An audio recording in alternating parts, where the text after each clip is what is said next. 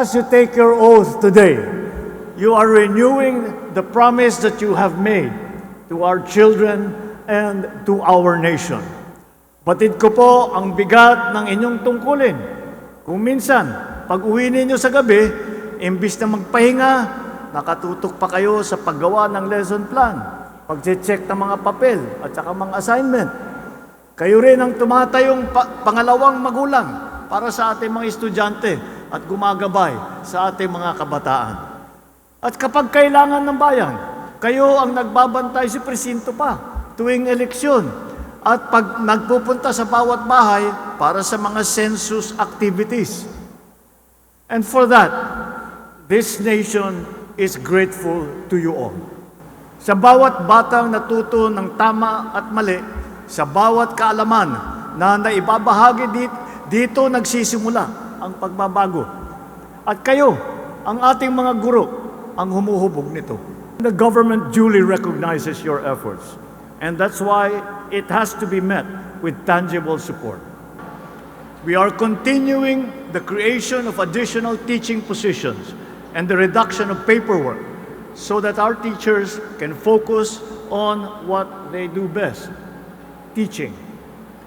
And as I said in my third State of the Nation address, no public school teacher should retire as Teacher 1 anymore.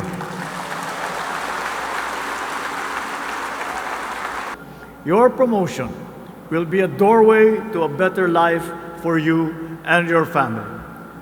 We hope to help you achieve greater financial stability and the much-deserved recognition for your very, very hard work. Mga minamahal kong mga guro, sa inyong mga kamay nakasalalay ang susunod na henerasyon ng Pilipino. On behalf of the Filipino people, thank you for choosing to build a nation with us through this noble profession. Ito ay napakahalagang bagay. Unang-una, ito ay pagbibigay ng napakalaking dignidad sa bawat kaguruan. Ito yung panahon na kung saan ang guro ay kinakailangang mapahalagahan. Hindi lang dahil sa tataas ang sahod, kundi sa lipunan o sa sektor na aming kinabibilangan, mararamdaman namin na kami ay hindi left behind.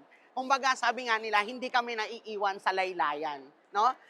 Etong isipin na to, talagang matagal na naming pinangarap, matagal namin itong inantay, na kung saan lahat ng guro ay aalis o magre-retiro ng serbisyo na kung saan they are well compensated, they are satisfied, and they are happy in the public service na ginawa nila sa ilalim ng Departamento ng Edukasyon.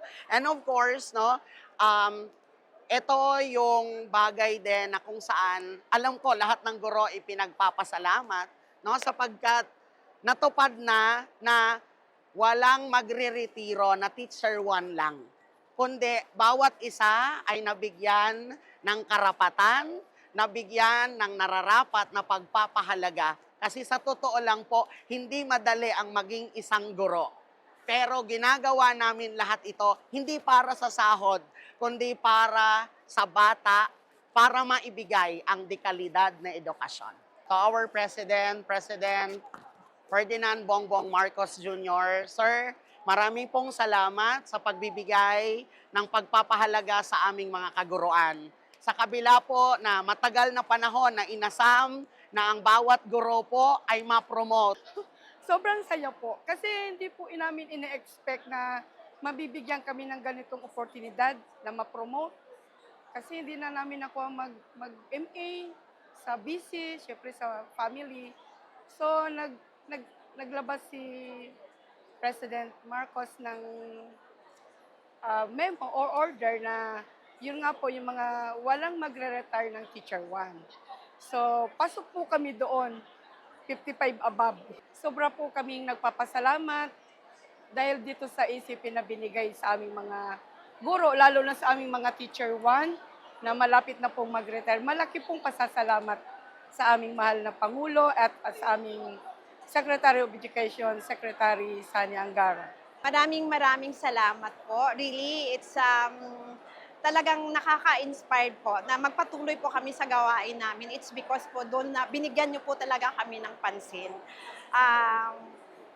Siguro po yung sa part ko po being 55 years old na po and 20 years in service, malapit na rin mag-retired. Siguro, sir, masasabi ko lang, thank you so much for this great opportunity na bago kami mag-retired, talagang na ano po kami, na bigyan pansin po kami sa aming mga serbisyo po. Ako, syempre po ako ay lubos na masaya at I feel so blessed to be part of the oath-taking ceremony today, which was witnessed by none other than the President of the Philippines, President Bongbong Marcos. Kaya sobrang saya ko po talaga.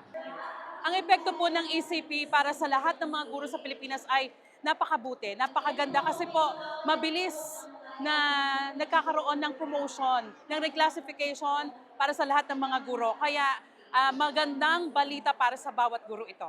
Napakalaking bagay po nito kasi nagpapataas po ito ng moral sa lahat ng mga teachers and magiging maganda lalo ang kanilang retirement kasi walang teacher 1 na magre-retire at lahat sila aangat sa kanilang career. Nako, maraming salamat po President Bongbong Marcos at sa ating minamahal na DepEd Secretary Sani Angara sa inyo pong lubusang pagmamahal sa aming lahat, sa lahat ng mga guro ng bansang Pilipinas at nawa po ay maipagpatuloy pa natin ang lahat ng magagandang programang ating nasimulan. God bless din po sa inyong lahat.